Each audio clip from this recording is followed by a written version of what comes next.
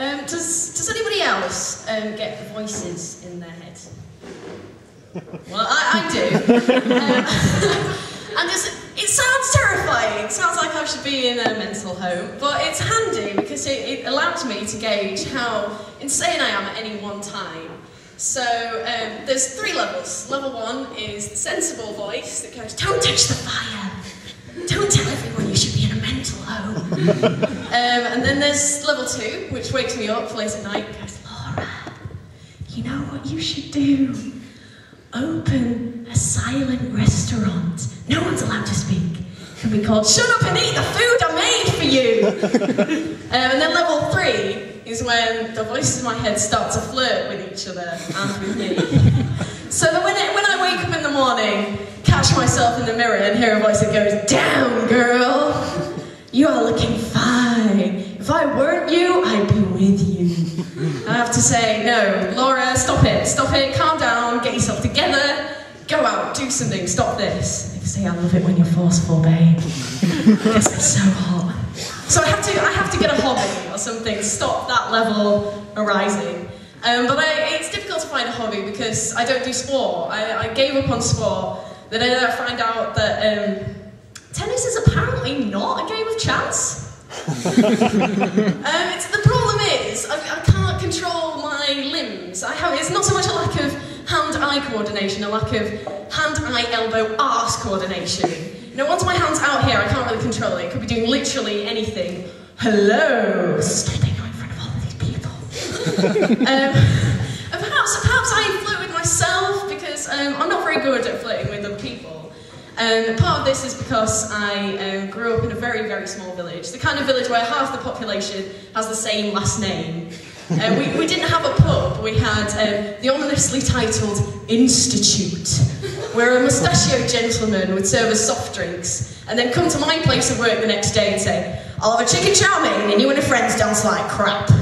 Nice. And you don't really get much chances to hear chat-up lines in that kind of environment. I've heard two, maybe 3 all-right ones, and these are like the cream of the crop. Number 1 is, "Do you want to go down the beck and eat some Chinese?" The beck is a small stream. Someone saying to my mother, "Ian, if the Nazis had still been around in Britain, they'd have bred from you."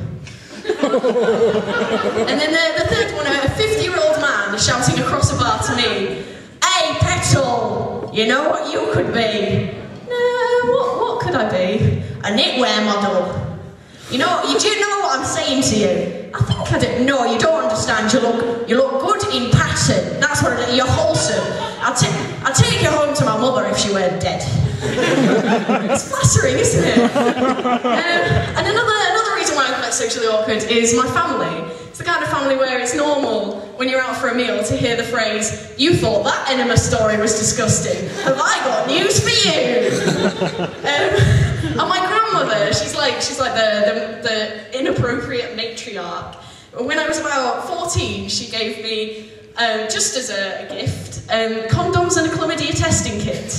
I saw these and thought of you.